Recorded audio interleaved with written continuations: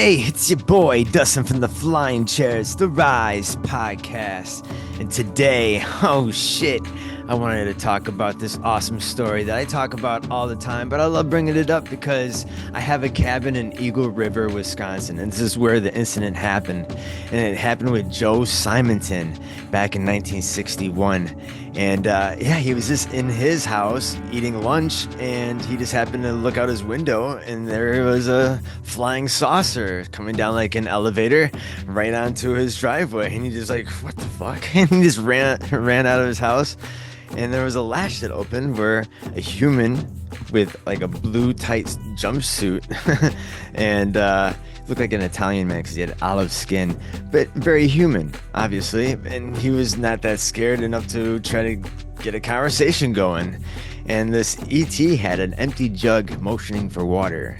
There's still no words exchanged, and Joe is very confused, more or less surprised about this UFO, just chilling in front of his house.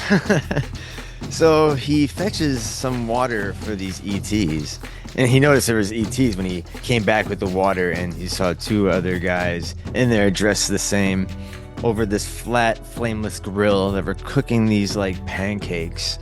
And Joe got 4 of them for the exchange of the water.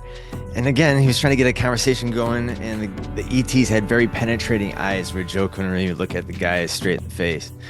And it's just a very interesting interaction where after the exchange, the ETs got back into their vehicle and blasted off into the sky like a bullet. And Joe's just there like dumbfounded with a hand of greasy hot pancakes. They're very little, and I think I have photographs of those. I can look. Or actually, I'm going to play a video that tells more of the story from Joe himself. Yeah, it's very interesting, and it reminds me, too, like, why this exchange happened, or, like, has this happened in history? And I look back to, like, the holy texts and all the holy books, and they... like, how did communion get started? That sounds like a communion exchange. Does it not? It's just very weird. And maybe it has some ET ties. And even just back then, it could be tied into biblical interaction with angels or whatever. Especially they're very human-like, looking like Italian dudes. Like myself, Sicilian. But very interesting story. I'm going there this weekend to Eagle River. I'd love to find out where Joe used to live, and if his cabin is still there, or house, or just obviously his property is still there. Just got to find out exactly where it is. But it'd just be really cool to know that aliens landed there. He wrote a book too about his experience, and there was some other calls from other locals seeing a UFO.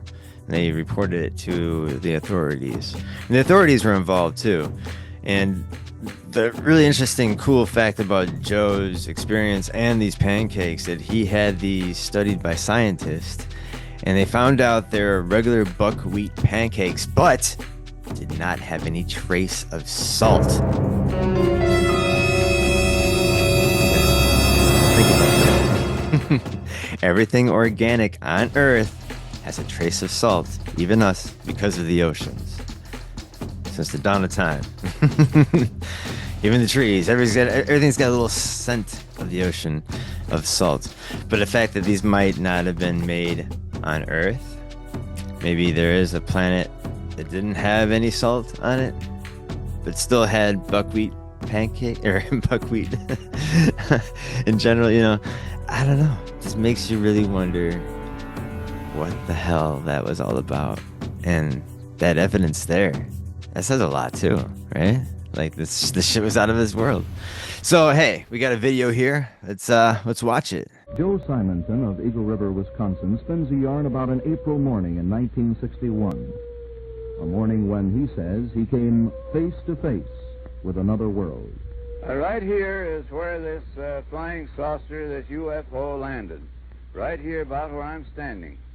And it was a big, huge thing, and I wondered what the heck it was. I was in my kitchen having a bite of lunch, and I turned around, put the dishes in the sink, and I looked out the window, and that's when I first saw this thing coming straight down, just like an elevator.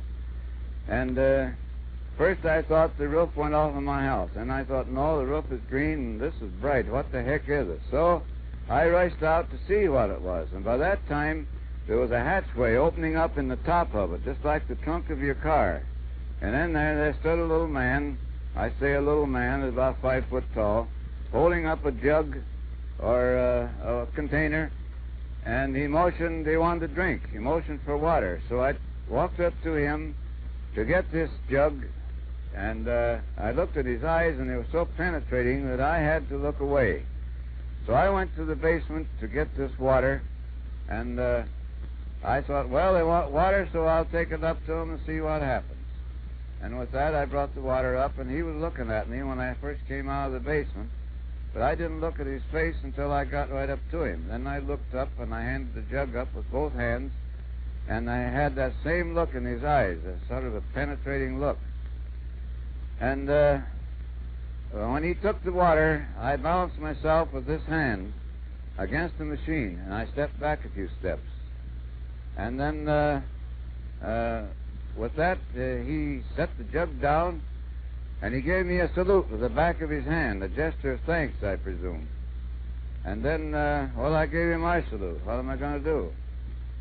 So I noticed this little man, same size of a man, right to the right side of the hatchway, cooking these pancakes, which I have one here yet. He was frying these pancakes, and I pointed to him and made a gesture like eating. I thought maybe I'd get a conversation out of him. Nobody was saying anything. But he didn't say a word. He just reached over and he got a handful of them, 4 of them, and he handed them down to me, and they were hot and greasy. And this man cooking these pancakes, it was on a square grill-like concern. I couldn't see any flame, but it seemed to be very hot. There was smoke coming from it. And if that was their food, God help them, because I took a bite of one of them, and it tasted like a piece of cardboard. And if that's what they lived on, no wonder they're small. And with that, he reached up and he closed this hatch with a heavy thud click like when it latched. And you couldn't a bit more see where that hatch was than you could see a hole in my hand. And with that, the thing started to raise just like it came down. Everything was timed perfect. It went up about 20 feet. It tilted at 45 degrees straight south and shot off. And within 2 or 3 seconds, it was out of sight. Well, there I stood in the driveway with a handful of greasy pancakes and my mouth open, wondering what the heck I'd saw, what had happened.